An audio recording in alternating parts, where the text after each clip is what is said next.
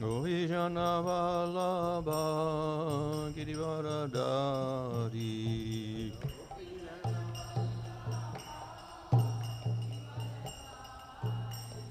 Yasoda Nandana Brajana Ranjana Yas Jamuna Tira Vanachari Jamuna Tira Jaya Radha Madhava Kunja Vihari Jaya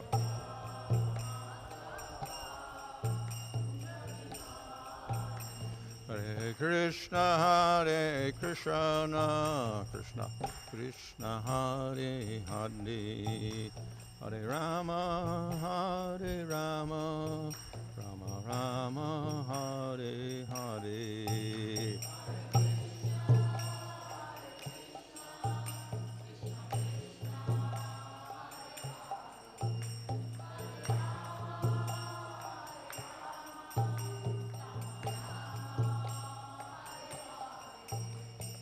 Prabhupada, Prabhupada, Prabhupada Jaya, Prabhupada Jaya.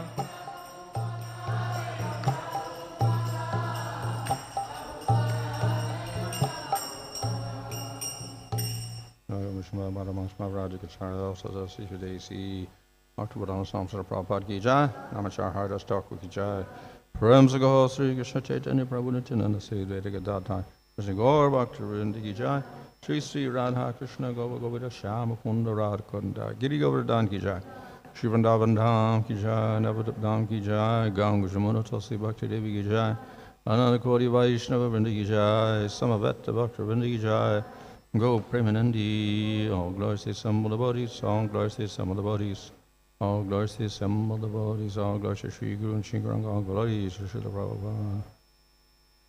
Om Namo Bhagavate Vasudevaya. Om Namo Bhagavate Vasudevaya. Om Namo Bhagavate Vasudevaya.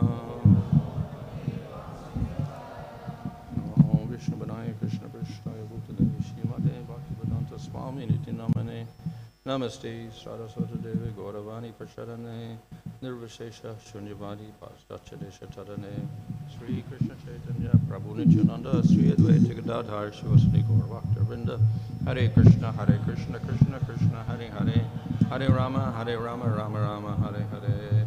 Reading from Srimad Bhagavatam Canto 12 Chapter 1 Verse 1. Śrī Śukadeva uvāca ntyaḥ purañjayo nāma bhaviṣyo bārahadrathaḥ tasyāmātyas tu śunako hatvā svāminam ātma-jam.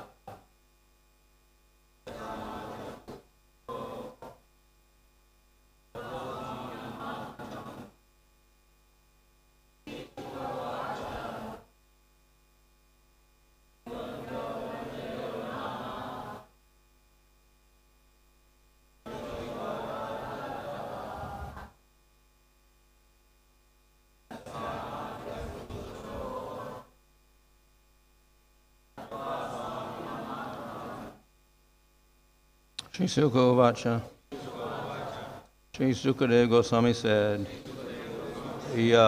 who, antyaḥ, final member, purañjayo, nāma, named, bhaviṣyo, will live in the future. Bārahadrathaḥ, descendant of bārahadrathaḥ.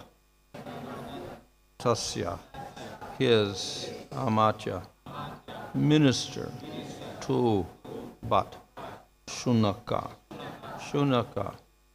hatvā, killing svāminam, his master, ātma-jam, his own son.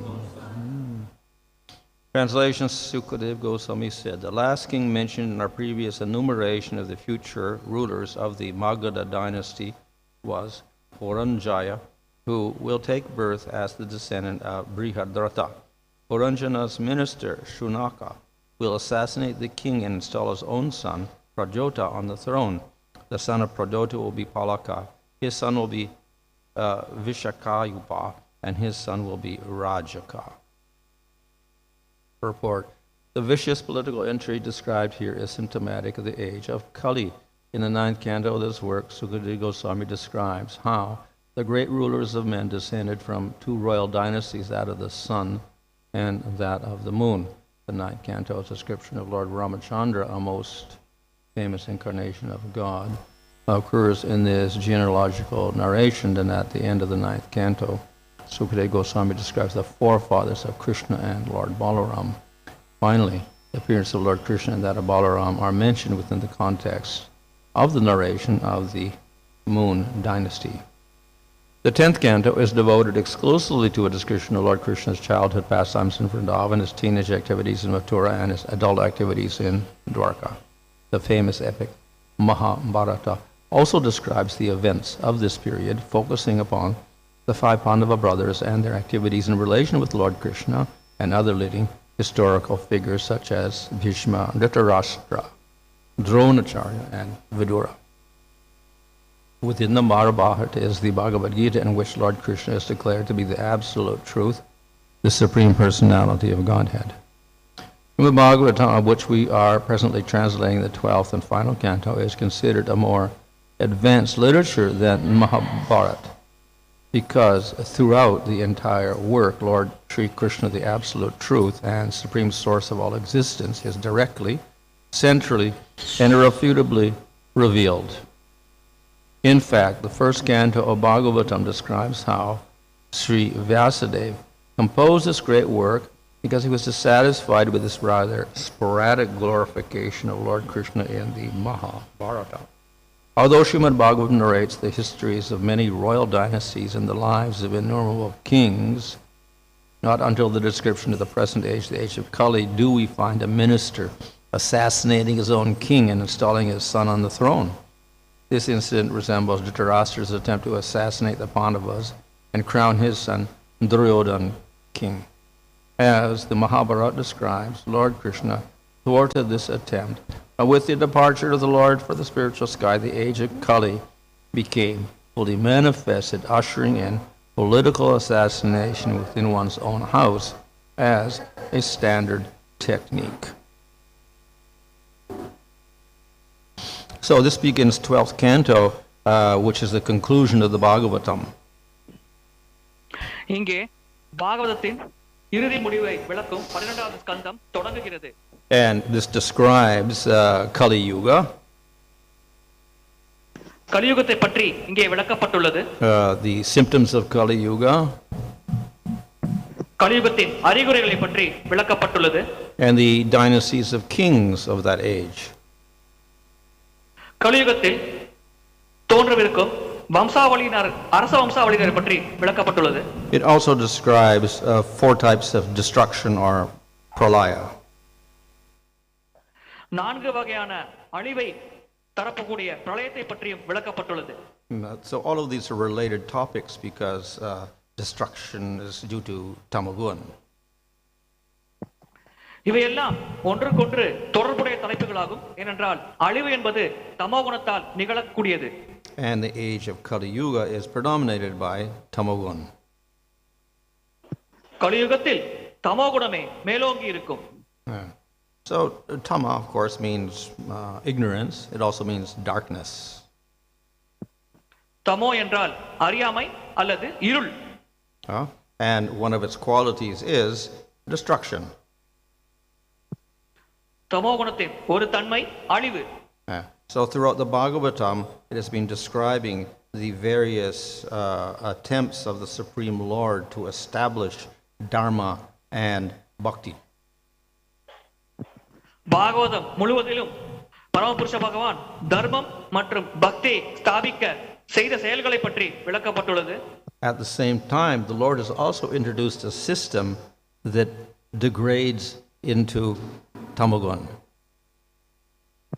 அதே சமயத்தில் பகவானால் தோற்றுவிக்கப்பட்ட ஒரு வழிமுறை தமோகுணத்தை நோக்கி இழிவடைந்து சென்று கொண்டிருக்கிறது. So there is a rotation of cycles of time, Satya, Treta, Dwarpa, Kali, in which we start out with Sattva gun, and we go into Rajagun, and we end up with Tamagun. And this is repeated every 4 million years. இந்த காலச்சக்கரம் சத்தியயுகம், திரேதாயுகம், துவாபரயுகம், கலியுகம் என்று தொடர்ச்சியாக சுழன்று கொண்டிருக்கிறது. இதில் நாம் தொடக்கத்தில் சத்தியயுகத்தில் சத்துவகுணத்தில் ஆரம்பித்து படிப்படியாக அந்த குணங்கள் சீரழிந்து இறுதியில் கலியுகத்தில் தமோ குணத்தை அடைகிறோம். இந்த சுழற்சி ஒவ்வொரு 400 மில்லியன் ஆண்டுகளுக்கு ஒரு முறை தொடர்ந்து நடந்து கொண்டே இருக்கிறது. And as I said, the Lord establishes dharma and bhakti and order and sattva, etc. But nevertheless, He also has this arrangement by which it all gets destroyed. தர்மம், பக்தி மற்றும் சட்டதிட்டத்தை பகவான் ஏற்படுத்துகிறார். ஆனால் அதே பகவான் ஒரு வழிமுறையை கையாள்வதன் மூலமாக இவை அனைத்தும் அழிக்கப்படுகிறது.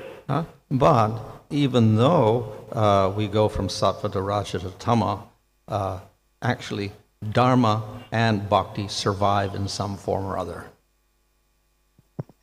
நாம் சத்துவகுணத்திலிருந்து தாழ்ந்து ரஜோகுணம், அதிலிருந்து தாழ்ந்து தமோ குணத்துக்கு சென்றால் கூட பக்தியானது ஏதோ ஒரு வகையில் தொடர்ந்து இருக்கத்தான் செய்கிறது. However, we'll find that of the two things, dharma and bhakti, in Kali Yuga, the dharma gets destroyed. இந்த இரண்டு விஷயங்கள் தர்மம் மற்றும் பக்தி, இந்த இரண்டில் கலியுகத்தில் தர்மமானது முற்றிலுமாக அழிக்கப்படுகிறது. And that is described here, where finally the line of kings gets destroyed and the minister assassinates the king and puts his son on the throne. So that's the end of the whole royal dynasty.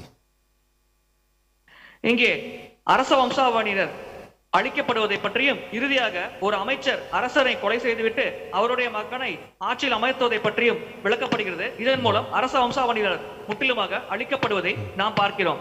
So that whole system is dependent upon the king. இந்த மொத்த வழிமுறையுமே மன்னரை சார்ந்தே இருக்கிறது. And therefore the dynasty of kings is described throughout the Bhagavatam. இதன் காரணமாகவே பாகவதம் முழுவதிலும் அரசர வம்சாவளியை பற்றி விளக்கப்பட்டுள்ளது. And actually there were two different dynasties. இரண்டு வம்சாவளியினர் இருந்தார்கள். So for the Sun dynasty, Vivaswan, etc., we have Ramchandra coming in that line. சூரிய தேவரின் வம்சாவளியினராக விவஸ்வான் இதிலிருந்து தொடங்கி ராமச்சந்திரர் போன்ற மிக சிறந்த அரசர்கள் அந்த வம்சாவளியில் வந்தார்கள். And the people in those lines are qualified to rule and establish dharma properly. அந்த வம்சாவளியினர் தர்மத்தை ஸ்தாபித்து ஆட்சி புரியும் தகுதி பெற்றவர்கள். But we see with Kali Yuga then the dynasty gets destroyed. ஆனால் கலியுகத்தில் இந்த வம்சாவளியினர் முற்றிலுமாக அழிக்கப்படுவதை நாம் பார்க்கிறோம். But this is not the only instance. As the chapter goes on, we'll see more assassinations take place. இதை பற்றி மட்டுமல்ல, மீண்டும் இதையும் தாண்டி பல கொலைகள் நடந்துள்ளது. அதை பற்றி இந்த அத்தியாயத்தில் விளக்கப்பட்டுள்ளது. So in this process, then where the line of kings gets disrupted, dharma also gets disrupted. இந்த வழிமுறையில் மன்னரின் வம்சாவளியினர்கள் அழிக்கப்படுகிறார்கள். இதன் காரணமாக தர்மமும் அழிக்கப்படுகிறது. And thus Kali Yuga looks like it's an ocean of faults and it's very hopeless. இதன் காரணமாகவே கலியுகம் குறைகள் நிரம்பிய சமுத்திரம் போல் காட்சியளிக்கிறது. யாருக்கும் நம்பிக்கை இல்லாத ஒரு சூழ்நிலையே நிலவுகிறது. We see that it is a tendency of human society to look for a leader. மனித சமுதாயம் எப்பொழுதும் ஒரு சிறப்பான தலைவருக்காக எதிர்நோக்கி காத்து கொண்டிருக்கிறது. But often they take shelter of leaders who end up being big demons. ஆனால் அடிக்கடி அவர்கள் அசுரர்கள் போன்ற தலைவர்களின் அடைக்கலத்தையே பெறுகிறார்கள். And then everybody suffers. இதன் காரணமாக அனைவரும் துன்பப்படுகிறார்கள். So therefore dharma is questionable, how we can institute dharma in Kali Yuga when the leader who was instrumental to establishing this is not there. எனவே தர்மத்தை ஸ்தாபிக்கக்கூடிய தகுதியுடைய தலைவர் இல்லாத காரணத்தினால் கலியுகத்தில் எப்படி தர்மத்தை ஸ்தாபிக்க வேண்டும் என்பது ஒரு விடை தெரியாத கேள்வியாகவே இருக்கிறது. But the Bhagavatam, though describing all of this, then it also gives hope. ஆனால் பாகவதத்தில் இதை பற்றிய விளக்கங்கள் தரப்பட்டதோடு சேர்த்து அதற்கான வழிமுறை மற்றும் நம்பிக்கையும் தருகிறது. So it says that Kali Yuga is an ocean of faults. கலியுகம் குறைகள் நிரம்பிய சமுத்திரம் என்றும் அங்கே கூறப்பட்டுள்ளது. So it may look very difficult to find any bright spot or any hope within Kali Yuga. கலியுகத்தில் நம்பிக்கை அல்லது ஒளியை கண்டுபிடிப்பது மிக மிக கடினம். But then, though it is an ocean of faults, then it also says that the good quality, which negates all of the ocean of bad qualities, is Krishna Kirtan. கலியுகம் குறைகள் நிரம்பிய சமுத்திரத்தோடு ஒப்பிடப்பட்டாலும் இந்த அனைத்து குறைகளையும் நிவர்த்தி செய்யக்கூடிய ஒரே ஒரு மருந்து Krishna கீர்த்தனமாகும். This means to chant the name of Krishna. இதன் பொருள் பகவான் கிருஷ்ணரின் நாமத்தை ஜபிப்பது. So though dharma is very difficult to establish and thus everything is faulty and sinful, the redeeming quality which can save the people of Kali Yuga is chanting Krishna's name. தர்மம் அழிந்து விட்டது, பாவங்கள் அதிகரித்து விட்டாலும் இந்த மோசமான சூழ்நிலையில் மக்களை காப்பாற்றக்கூடிய ஒரே அருமருந்து பகவானின் புனித நாமமே ஆகும். So the theme of Bhagavatam is that we should forget about worshipping anyone else and we should worship Krishna. பாகவதத்தின் இறுதியான நோக்கம் நாம் மற்ற அனைவரையும் வழிபடுவதை தவிர்த்துவிட்டு பகவான் கிருஷ்ணரை மட்டும் வழிபட வேண்டும் என்ற ஒரு கருத்தை வலியுறுத்துவது. But how do we worship Krishna? ஆனால் நாம் எப்படி கிருஷ்ணரை வழிபட வேண்டும்? So the effective and powerful means of worshiping Krishna in Kali Yuga is through Nama Sankirtan. மிக சக்தி வாய்ந்த வழிமுறை பகவான் கிருஷ்ணரை வழிபடுவதற்கு கலியுகத்தில் நாம சங்கீர்த்தனம் தான். So that is, we can say, established very clearly in the Srimad Bhagavatam. இது ஸ்ரீமத் பாகவதத்தில் தெளிவாக ஸ்தாபிக்கப்படுகிறது. Nevertheless, we see in India, most people don't do this, they do something else. இருப்பினும் நாம் பார்க்கலாம் இந்தியாவில் கூட பல மக்கள் இதை கடைபிடிக்காமல் வேறு ஏதோ ஒரு வழிமுறையை கடைபிடிக்கிறார்கள். So what is the reason? இதற்கான காரணம் என்ன? One reason is they do not know the conclusion of Bhagavatam. ஒரு காரணம் அவர்களுக்கு பாகவதத்தின் இறுதியான முடிவை பற்றி தெரியாது. If they were to understand the conclusion of Bhagavatam, then yes, then they would worship Krishna, then they would chant Krishna's name.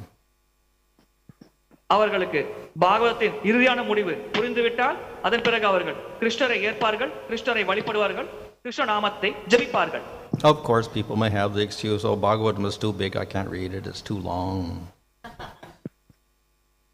ஆனால் பாகவதம் மிக பெரியதாக இருக்கிறது, நீண்ட நிறைய பதங்கள் இருக்கிறது, அதை படிப்பது எனக்கு கஷ்டமாக இருக்கிறது என்று ஒரு சாக்கு போக்கை மக்கள் கூறலாம். But at least then you should read Bhagavad Gita. அப்படி என்றால் குறைந்தபட்சம் அவர் பகவத்கீதையாவது படிக்க வேண்டும். And Bhagavad Gita has the same conclusion. பகவத்கீதையிலும் இதே முடிவுதான் விளக்கப்படுகிறது. Even then people will give excuses, too big, book is too big, too long. பகவத்கீதையும் மிக பெரிதாக இருக்கிறது, 700 பதங்கள் இருக்கிறது என்று மக்கள் ஒரு சாக்கு போக்கை கூறலாம். So even if you cannot read it, at least you should accept the conclusion. நம்மால் பகவத்கீதையை முழுமையாக படிக்க முடியாவிட்டால் கூட அதன் இறுதி முடிவை குறைந்தபட்சம் நாம் ஏற்க வேண்டும். And the conclusion of Bhagavad Gita is Mama Ekam Sharanam Vraja.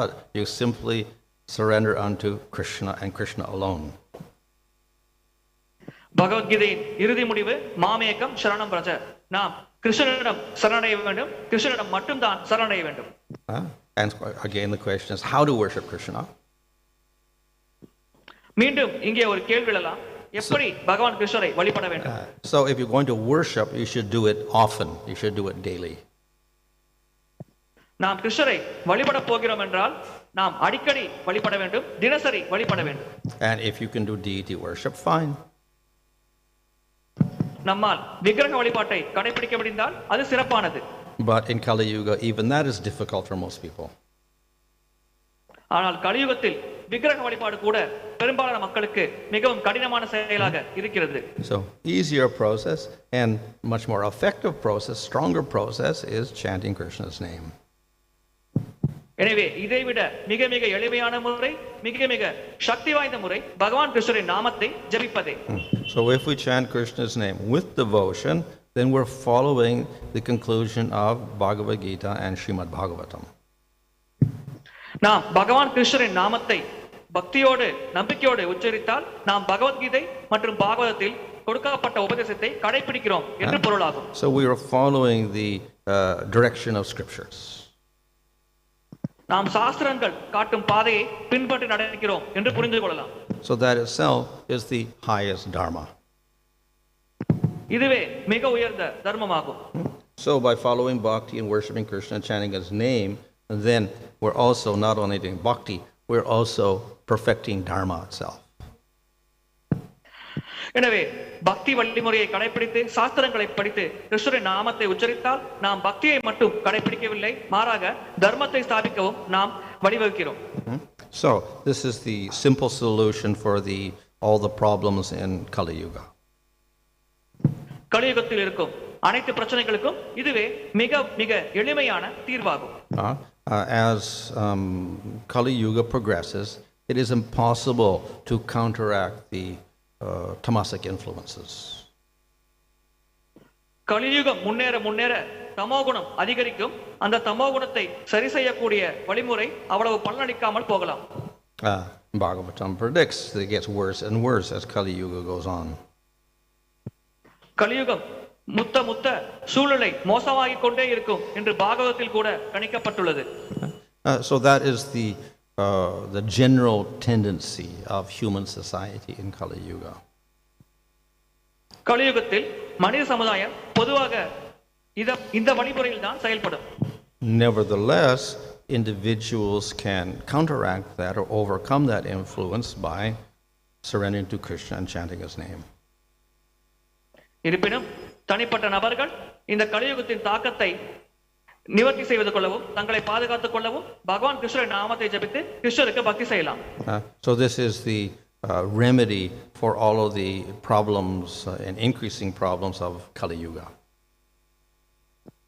இதுவே அதிகரித்துக் கொண்டிருக்கும் கலியுகத்தில் பிரச்சனைகள் அதிகரித்துக் கொண்டிருக்கும் சூழ்நிலையில் இருக்கும் ஒரே உபாயமாகும்.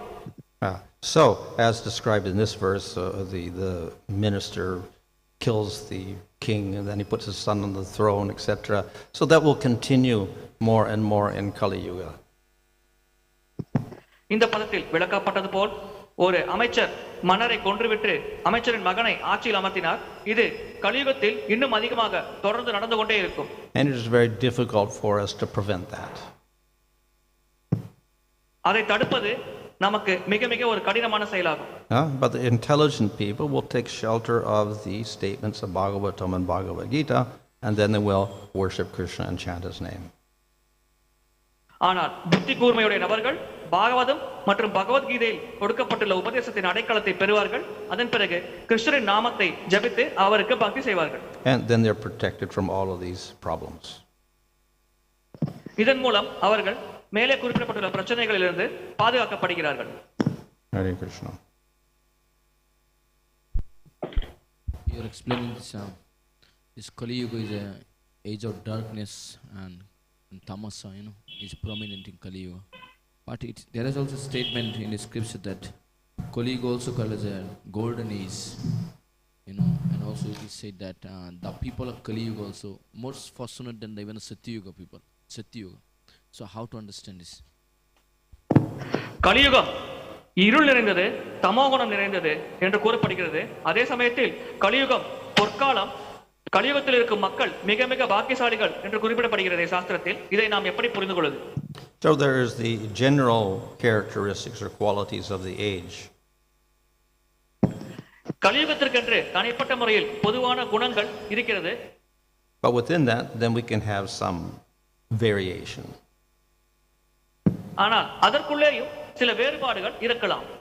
So Brahma-bhavarta Purana explains after 5,000 years of Kali Yuga, and then for 10,000 years, there will be a period where people will begin to read the Puranas and follow religious life, etc.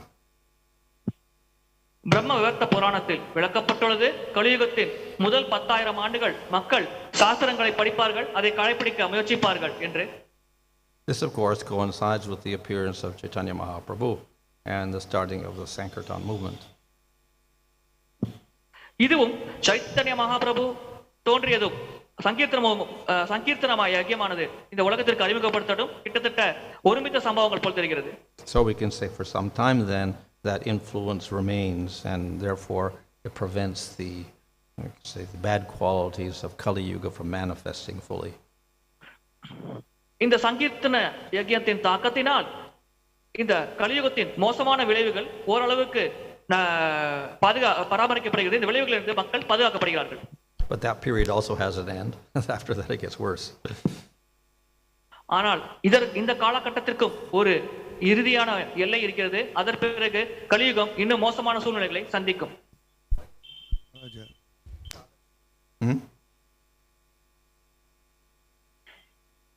Oh. Do you hear? So anyway,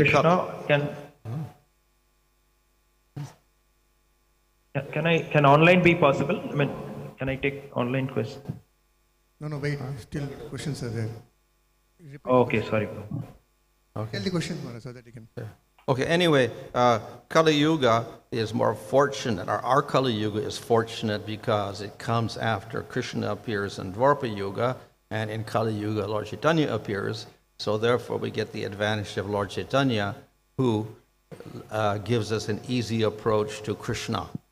So that's the good fortune of our Kali Yuga. Whereas in other yugas, there is no Krishna, and there is no Lord Chaitanya. நாம் இருக்கும் கலியுகம் மிக மிக பாக்கியமான கலியுகம் என்று கூறலாம். ஏனென்றால் இந்த கலியுகத்திற்கு முன்னால் தான் துவாபர யுகத்தில் பகவான் கிருஷ்ணன் அவதரித்தார். நாம் இருக்கும் கலியுகத்தில் தான் சைத்தன்ய மகாபிரபு அவதரித்தார். எனவே இந்த பாக்கியம் சென்ற போன்ற பழைய கலியுகங்களில் இல்லை. எனவே நாம் இருக்கும் கலியுகம் மிக மிக அதிர்ஷ்டமான பாக்கியமான கலியுகம். நாம் அனைவரும் அதிர்ஷ்டசாலிகள் என்று கருதலாம். This chapter you mentioned that it's the description of Kali Yuga.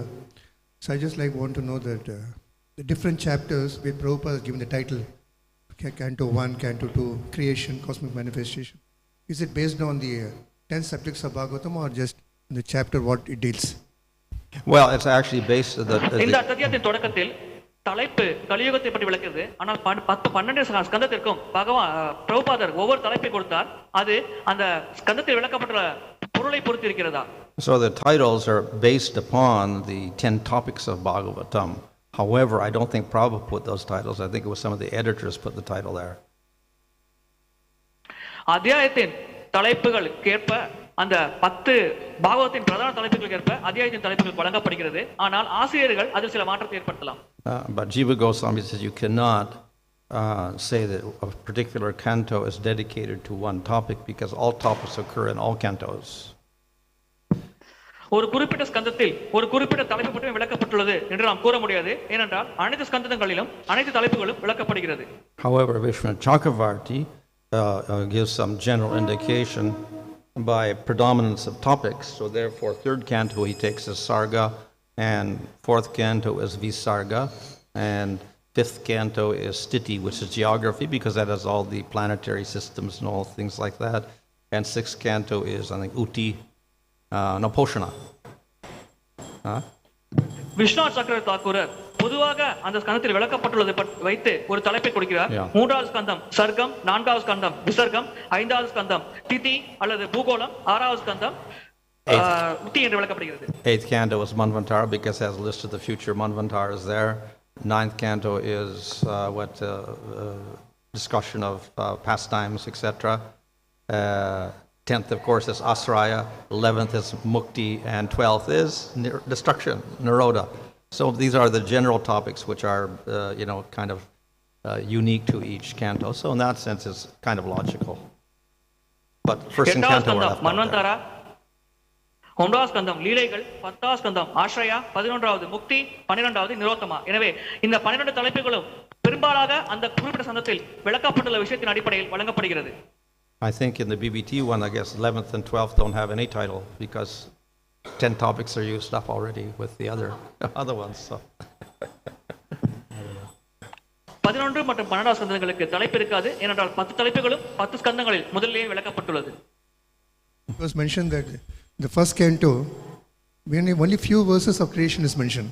What's that? The first canto is titled Creation, but only few verses we can find the creation subject is mentioned. Yeah, it's very introductory there.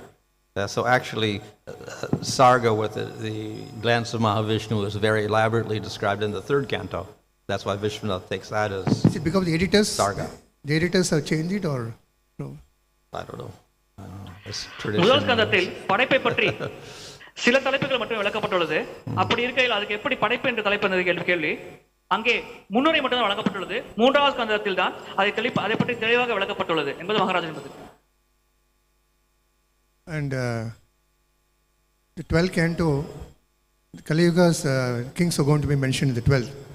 But some question may arise why they are not mentioned about Mahaprabhu directly. It's only given in an indirect way. Well, 11th 12வது ஸ்கந்தத்தில் கலியுக மன்னர்களை பற்றி குறிப்பிடப்பட்டுள்ளது. அப்படி என்றால் அவர்கள் ஏன் மகாபிரபுவை பற்றி நேரடியாக குறிப்பிடாமல் மறைமுகமாக குறிப்பிட்டார்கள் என்று ஒரு வினா எழலாமே. So that's discussed in 11th canto when it talks Krishna about the yuga avatars. 14வது ஸ்கந்தத்தில் யுக அவதாரத்தை பற்றி விளக்கப்பட்ட காரணத்தினால் தான் இது நிகழ்கிறது. Online questions. Hare Krishna Prabhu, Hare Krishna Maharaj, this is Gauramandal Das. The first question is from Ananta Dayanitai Prabhu. What will happen to those people who do not accept the Kali Yuga dharma of chanting the holy names but follow other process of deity worship only of Lord Narayana only?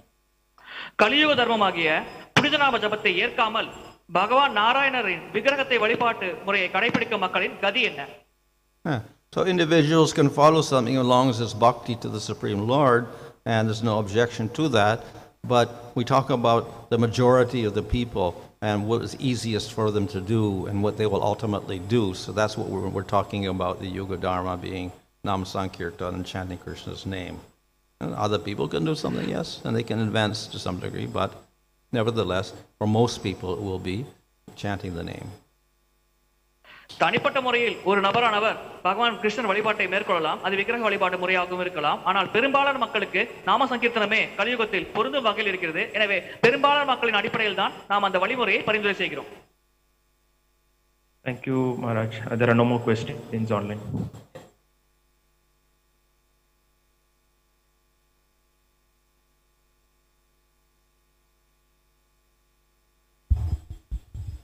Hare Krishna Maharaj, in Bhakti produces dharma, and what is the difference between this dharma and so-called dharma like feed for the poor like that?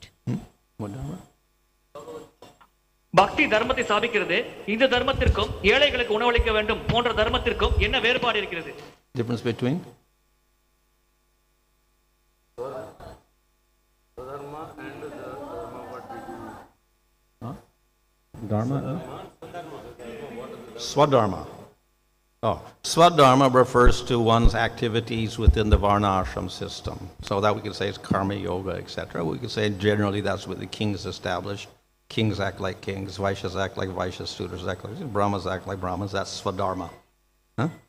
So you follow the Smriti Shastras for that. ஸ்வதர்மம் Smriti சாஸ்திரத்தை பின்பற்றி வருகிறது. அது மன்னராட்சியில் ஒவ்வொரு வகுப்பினர் கடைபிடிக்க வேண்டிய தர்மத்தை பற்றி விளக்கப்படுகிறது. சத்திரியர், வைஷ்ய, சூத்ர போன்ற வகுப்பினர்கள் கடைபிடிக்க வேண்டிய தர்மத்தை பற்றி விளக்கப்படுகிறது. We talk about Parodharma or Supreme Dharma, that means Bhakti. பரோதர்மம் அல்லது மிக உயர்ந்த தர்மம் பக்தியே ஆகும். Now within Swadharma, there's little Bhakti. ஸ்வதர்மத்திற்குள்ளேயும் சிறிதளவு பக்தி இருக்கிறது. But the goal is not to get prema for Krishna. The goal ultimately is to live comfortably in material life. ஆனால் அதன் இலக்கு பகவான் கிருஷ்ணன் பிரேமை அடைவதல்ல, மாறாக பௌதிக உலகத்தில் வசதியாக வாழ்வது.